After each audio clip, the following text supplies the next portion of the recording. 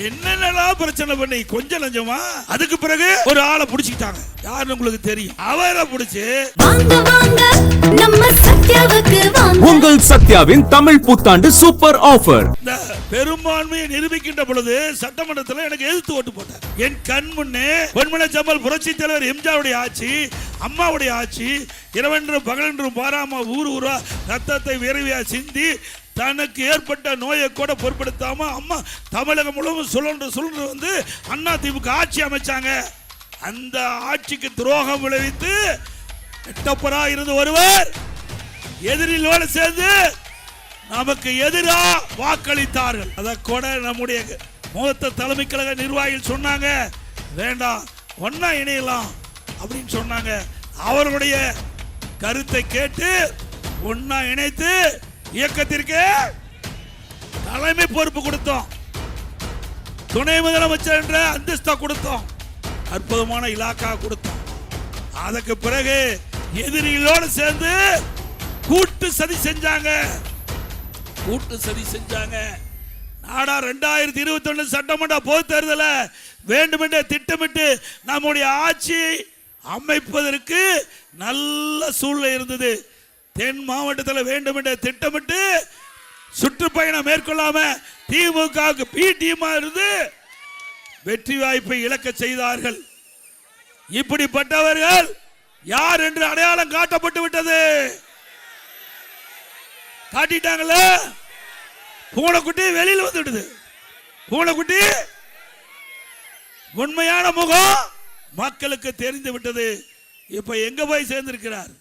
கேவலம் இல்ல, ஒரு கட்சிக்கு ஒருங்கிணைப்பாளர் இருந்து தலைமை தாங்கி இந்த கட்சி அனைத்து இந்திய அண்ணா திராவிட முன்னேற்ற கழக தொண்டன் இரவென்றும் பகலென்றும் பாராமல் உழைத்து இவருக்கு அடையாளத்தை கொடுத்து முதலமைச்சர் என்ற அடையாளத்தை அம்மா கொடுத்து இங்க இருக்கின்ற தொண்டர்கள் நிர்வாகிகள் அனைவரும் ஒருங்கிணைப்பாளர் அடையாளத்தை கொடுத்த பிறகு இது கூட இவ்வளவு பெரிய பதவி கொடுத்த பிறகு அந்த மனிதனுக்கு ஆசை அடங்கல.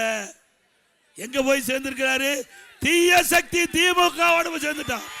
அப்புறம் நாம அடிமையா அண்ணா திமுக பிஜேபிக்கு அடிமை, எடப்பாடி பழனிசாமிக்கு அடிமை, அமித்ஷா சொல்றதான் கேட்பார்.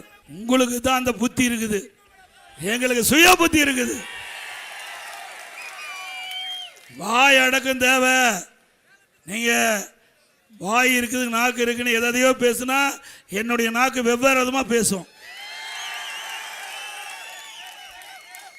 நாங்க கூட்டணி வச்சா தப்பு, அவள் கூட்டணி வச்சா சரி. பாருங்க யாரோட கூட்டணி வச்சிருக்காரு? பாரதிய ஜனதா கூட்டணி வச்சிருக்காருல. ரெண்டு பேரும் மைக்க சரி பண்ணி எப்படி குல்லா போடுறாங்க பாருங்க. இப்படியெல்லாம் குல்லா போட்டு ஆட்சி தக்க வச்ச திமுக எங்களை பத்தி விமர்சனம் செய்யலாமா? நியாயமா? எப்ப பார்த்தாலும் என்னை பத்தியே பேசுறார். என்னை பத்தி தினம் அப்ப மகன் அப்புறம் சகோதரி கனிமொழி அம்மா ஏங்க இப்படி தாங்க பேசிட்டு இருக்காங்க. நாட்டை பத்தி பேசையா, என்னை பத்தி பேச என்ன பிரயோஜனம்? இன்றைக்கு அண்ணா திமுக ஆட்சியில் என்னென்ன திட்டத்தை கொண்டு வந்தோன்னு பட்டியலிடுறேன். நீ திராவிட முன்னேற்ற ஆட்சிக்கு வந்த பிறகு நீங்க முதலமைச்சரான பிறகு இந்த நாட்டு மக்கள் என்னென்ன திட்டத்தை கொண்டாதுன்னு சொல்லுங்க. இருந்தா தானே சொல்றதுக்கு. பாருங்க இப்போ உதயநிதி சொல்றார், எடப்பாடி பழனிசாமி கொத்தடுமை யாருக்கு? திரு மோடிக்கும். முரட்டு அடிமையா, முரட்டு அடிமையா. ஏய் உங்க தாத்தா சொல்லியிருக்காரு பாரு.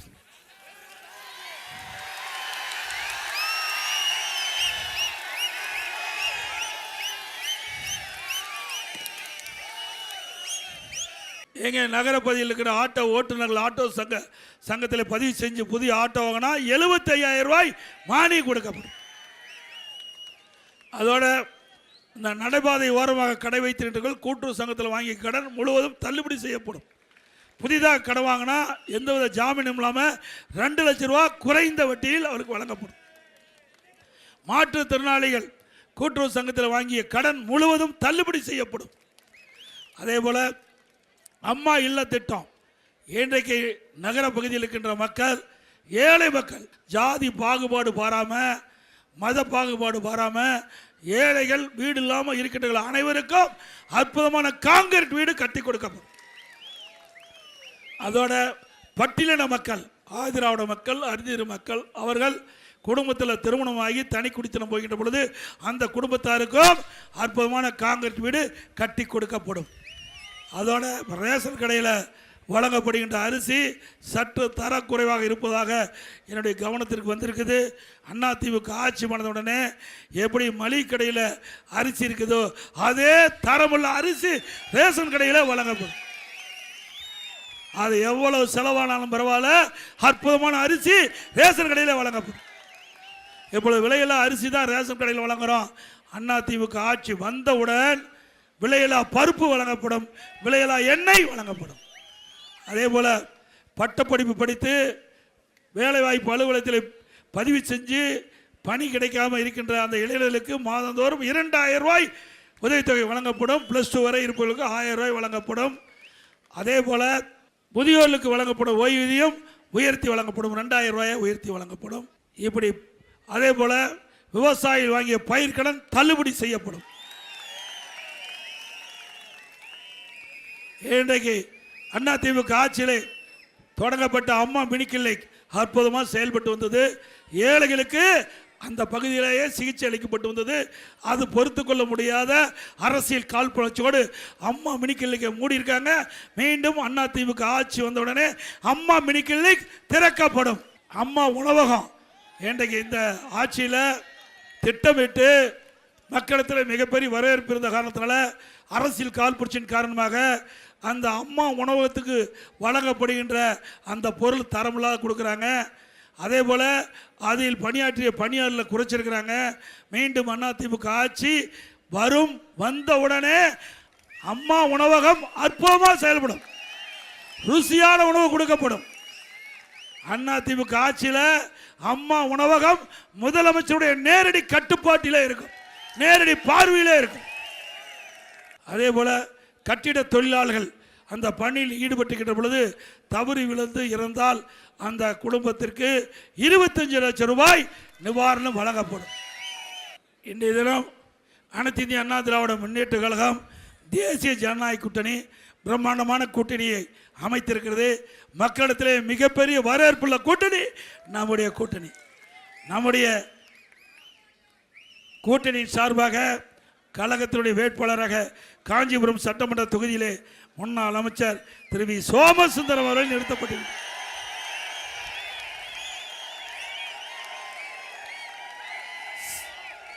ஸ்ரீபெரும்பூர் சட்டமன்ற தொகுதியில் முன்னாள் எம்எல்ஏ திரு கே பழனி அவர்களை நிறுத்தப்பட்டிருக்கிறார். அந்த 2 பேர்களுக்கும் 2 கழக வேட்பாளருக்கும் இரட்டை சின்னத்திலே வாக்களியுங்கள். நம்முடைய சின்னம் புரட்சி தலைவர் எம்ஜிஆர் சின்னம், அம்மாவின் சின்னம், விவசாயியின் சின்னம், நெசவாளின் சின்னம், ஏழையின் சின்னம், வெற்றி சின்னம். இரட்டலைக்கு வாக்களியுங்கள். அதே போல நம்முடைய தேசிய ஜனநாயக கூட்டணியில் அங்கம் வைக்கிறது இருக்கின்ற பாட்டாளி மக்கள் கட்சி